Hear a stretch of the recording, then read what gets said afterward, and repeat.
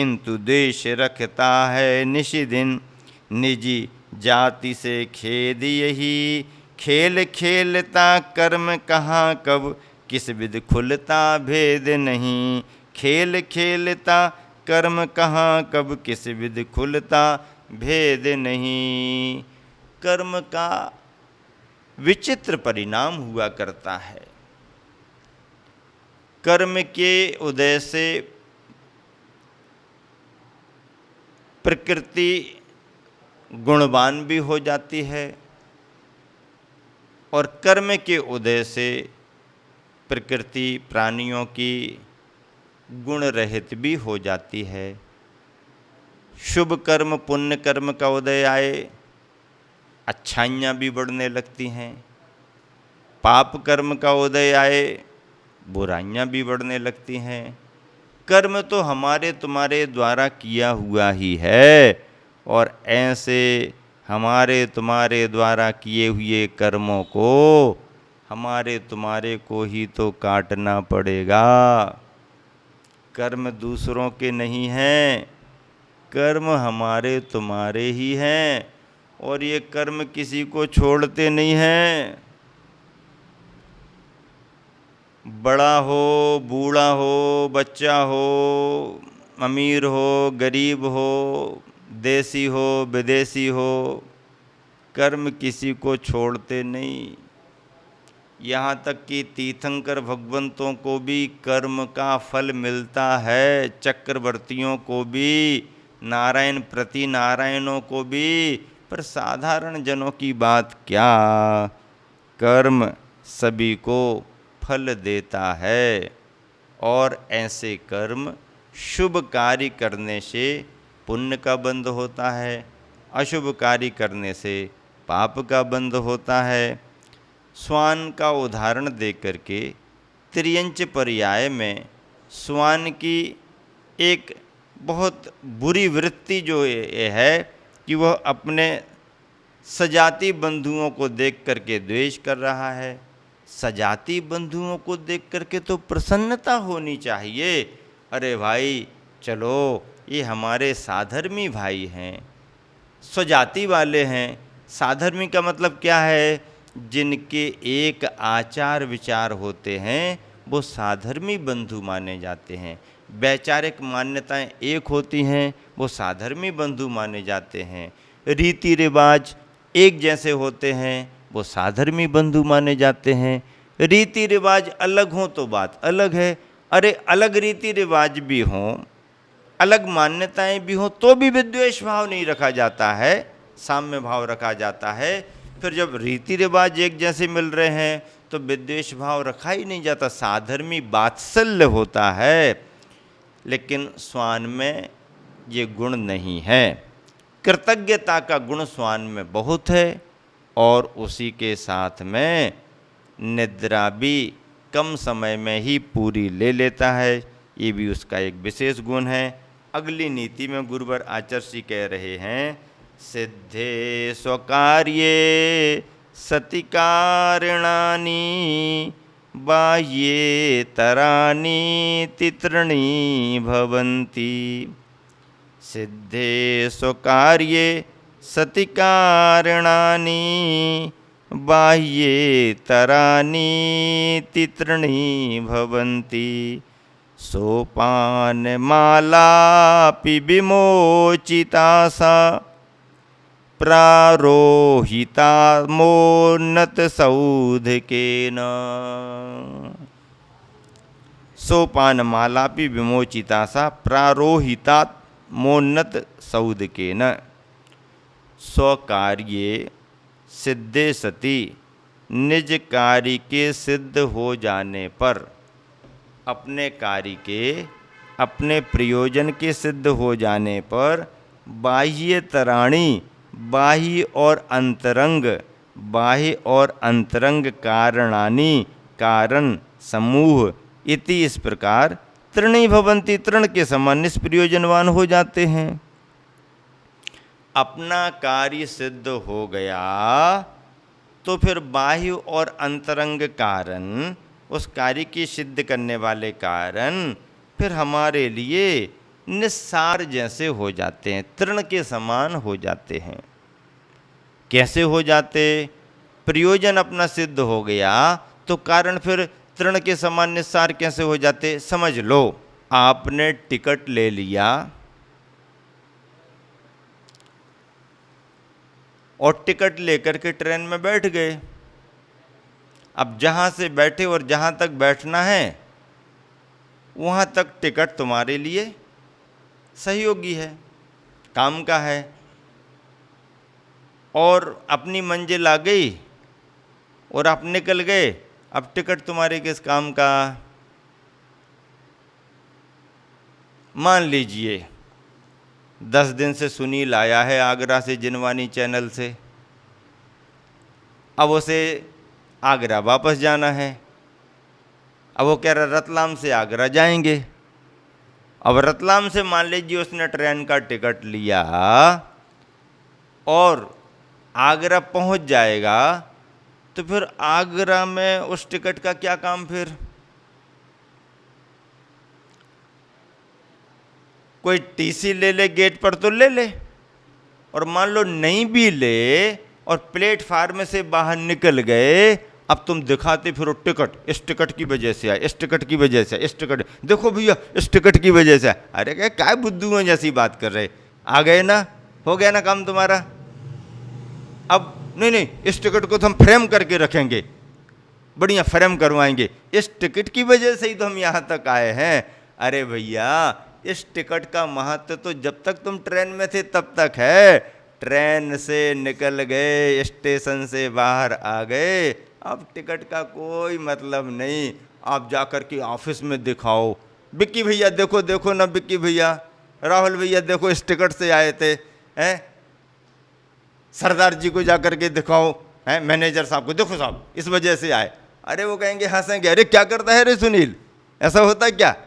अरे टिकट तो टिकट था, जब तक तुम्हारे लिए ट्रेन में बैठना था तब तक के लिए टिकट का महत्व है। अपने नगर में आ गए, प्लेटफार्म से बाहर आ गए, अब टिकट को कहीं भी डाल दो, उसका कोई मतलब नहीं, हम तो इसको रखे रहेंगे। रखे रखे क्या करोगे? कोई काम का नहीं टिकट।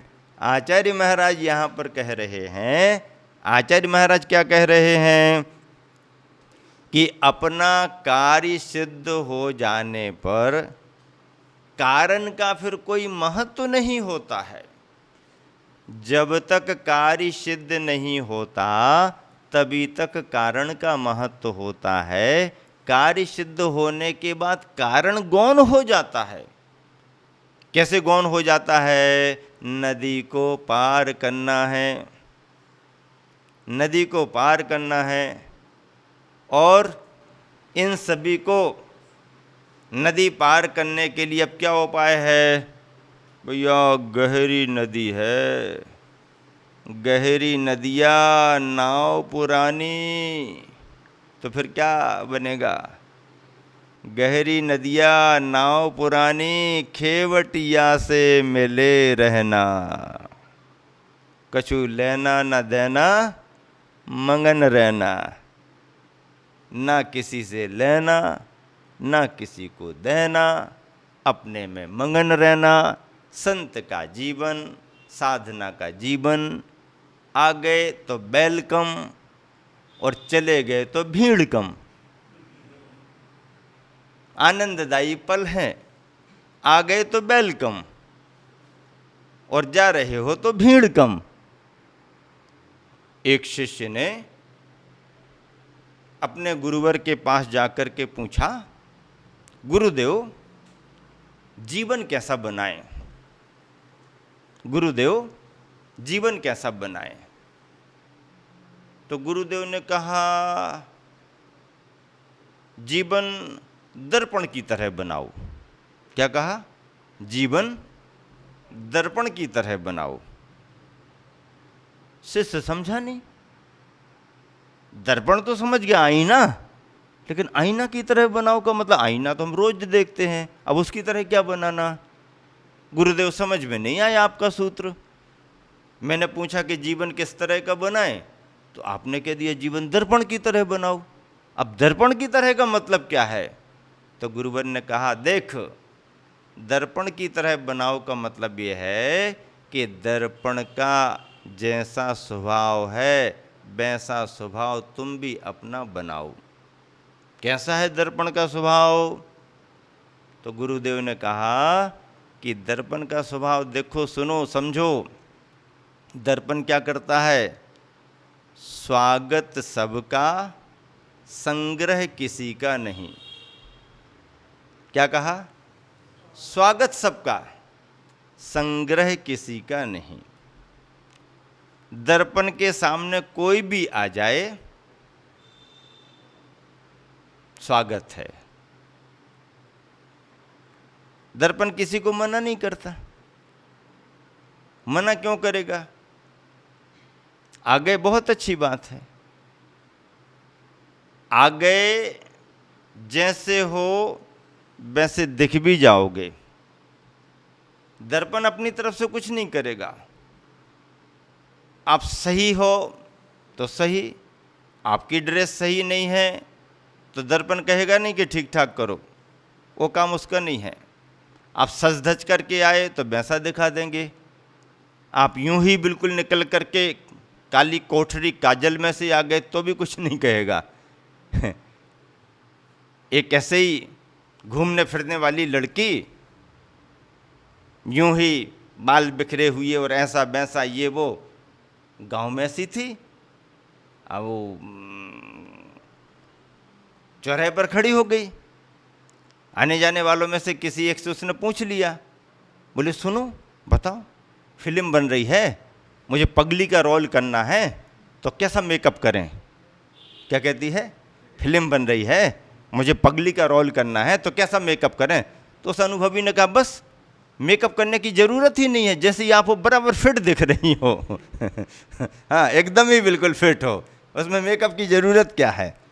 कुछ करने की ज़रूरत नहीं।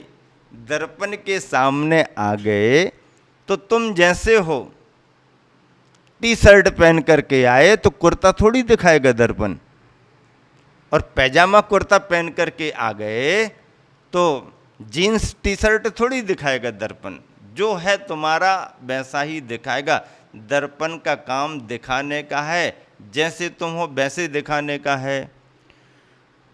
तो शिष्य ने जब गुरु से पूछा कि जीवन कैसा बिताएं, तो गुरु ने कहा दर्पण की तरह। इसका मतलब है कि स्वागत सबका पर संग्रह किसी का नहीं। जो आया सो ज्यों का त्यों दिखाया और जाने लगा। तो दर्पण कभी कोई हास विलास, रोना हंसना दर्पण का काम नहीं। आए तो वेलकम और गए तो भीड़ कम। ठीक है ना फार्मूला? जमा फार्मूला आप लोगों को कि नहीं? जमा कि नहीं जमा? थोड़े ही समय में सूत्र मिल गया। जीवन कैसे बिताएं, कैसे बनाएं? दर्पण की तरह। स्वागत सबका, संग्रह किसी का नहीं। संत का जीवन है, शांति का जीवन है, आनंद का जीवन है, निराकुलता का जीवन है। इसके अलावा आकुलता आकुलता आकुलता आकुलता। तुम क्या करोगे सुधार किसी का? संसार इतना बड़ा है, तमाम व्यवस्थाएं संसार में हैं, हम किस किस का सुधार करेंगे? बड़े बड़े तीर्थंकर भगवान सबका सुधार नहीं कर पाए, तो हम कहाँ से सबका सुधार करेंगे? अपना सुधार कर लिया, यही बहुत हो गया। हम कितने लोगों को खुश करेंगे? पूरी दुनिया को खुश कर सकते हैं क्या हम? नहीं, हम पूरी दुनिया को खुश नहीं कर सकते। हम किसी से नाराज ना हो जाएं, बस इतना ही अपना पुरुषार्थ है। दुनिया को कौन खुश कर पाएगा? तुम कर पाओगे खुश? तीर्थंकर भगवान भी सबको खुश कर सके क्या? नहीं। दुनिया को प्रसन्न करना हमारे हाथ में नहीं।